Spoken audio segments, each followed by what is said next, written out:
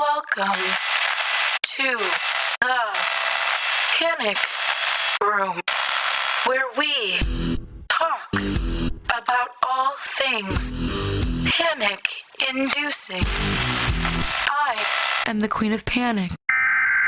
Warning, some episodes may contain content that may be disturbing to others. Viewer discretion is advised. Now let the games begin. Recently, weird things have been happening. This was boring, normal town until a little girl woke up one morning and found her parents hanging from her ceiling fan. Their guts were hanging on the walls, and in their blood it wrote, M and R. Blood covered her bed, and in her hands laid a knife that one of them had written, "You're next," in blood, with a sickening smiley face. Police said it was the worst thing they had ever saw in this town. I heard they sent the girl to a mental hospital, claiming that she had saw the person that did it that morning when she woke up. How she described them was terrifying. Something that would give kids nightmares. She said she had long black hair that was tainted with blood dripping from the tips. A most likely beautiful dress torn and tattered, with dirt everywhere. Red and black ribbons covering it. Tall lace-up boots covered in blood and other things from the human body. Her smile sent shivers down your spine. Jagged teeth and white eyes with black rimmed around her iris. She was probably a beautiful girl, until something happened to her. I sighed as I wrapped my jacket tighter around my body as the wind rushed past me. Something felt off. The air in my lungs felt like it was leaving much faster than it was going in.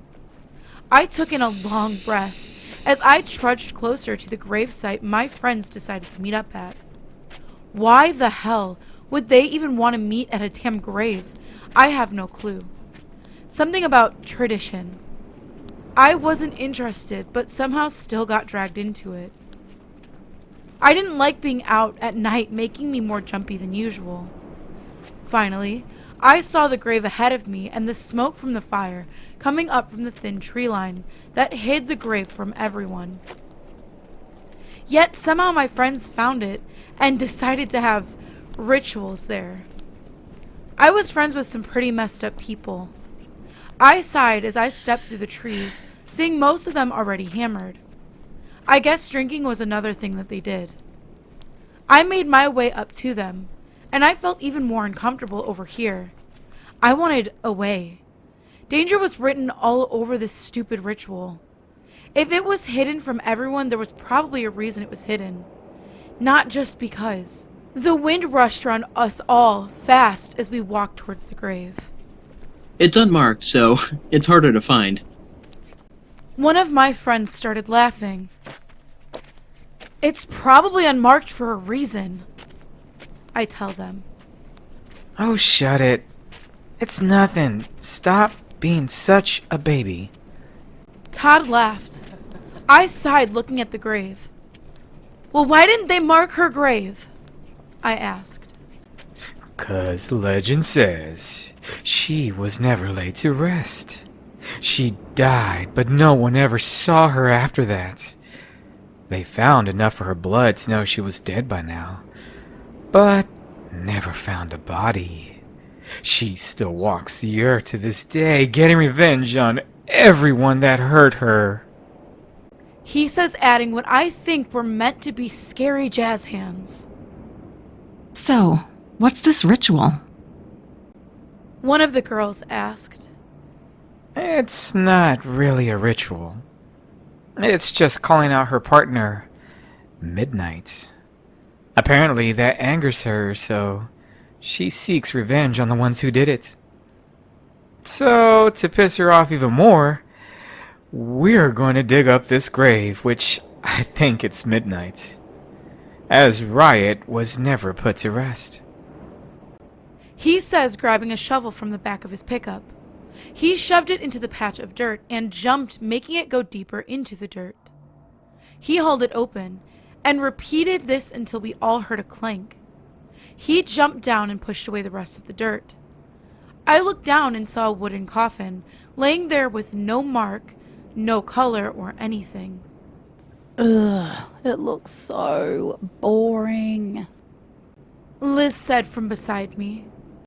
Well, she was crazy and didn't have a family. Shaun said. He and Todd pulled the coffin up to the grass. Todd grabbed the edges of it, ready to yank off the top. Todd! Are you stupid? Don't do that! I said, grabbing him from the ground. Baby, there's nothing in there that could hurt you. I promise. Todd said, pressing a gentle kiss on my lips before asking Shaun to do it. Shaun hauled the top of the casket off, and we all gasped in shock. There was nothing but a photo. Shaun picked it up from the box, looking at it before tossing it back to the ground. Nothing but some family. He said, rolling his eyes. We all exchanged glances, not sure what to do next. What should we...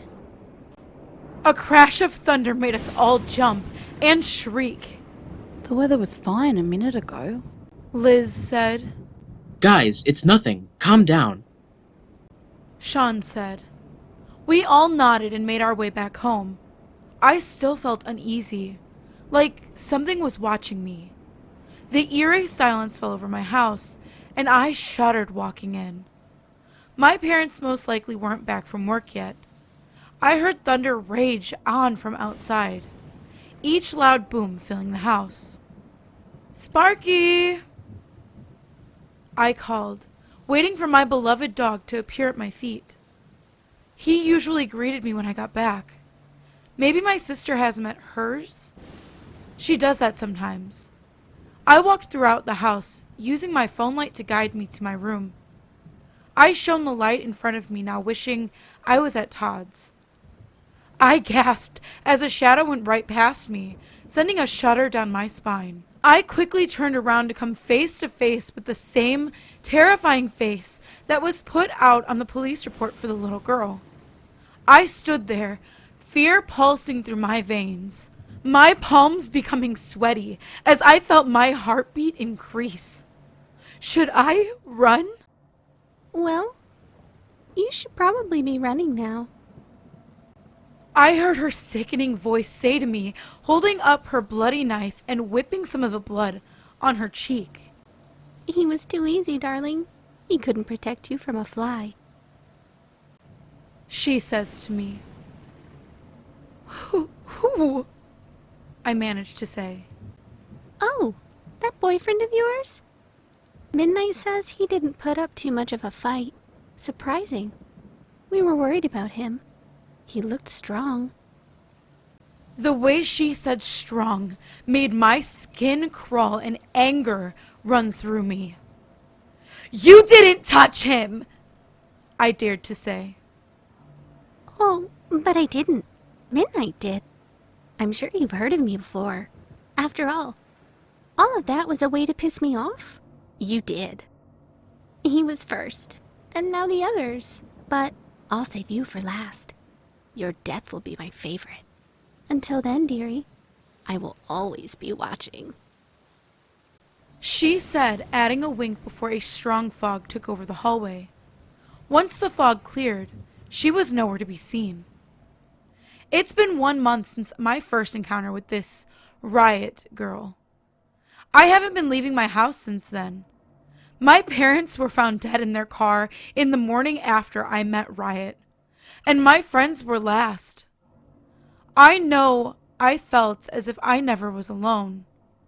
I had woken up countless times dreaming over the sickening features, standing outside my window with her knife, laughing like a maniac, saying the same words.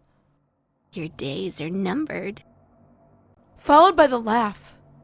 I do feel now that my life will end soon, so I write this for you all now. Never do anything like we did. It was stupid, and now we're all paying the price. She is always watching. There's no escaping her anymore. I'm in too deep. I wonder if I'll have enough time to post this to tell you all to stay away from her. She's not nice, and she's not going to help you. A shudder ran down my spine as I looked from my computer. I felt her knife in my back as it trailed down my spine. Both of them speaking at the same time. Time's up. That's what happens when you make me mad. You pay the price. I am always watching. We will always be watching.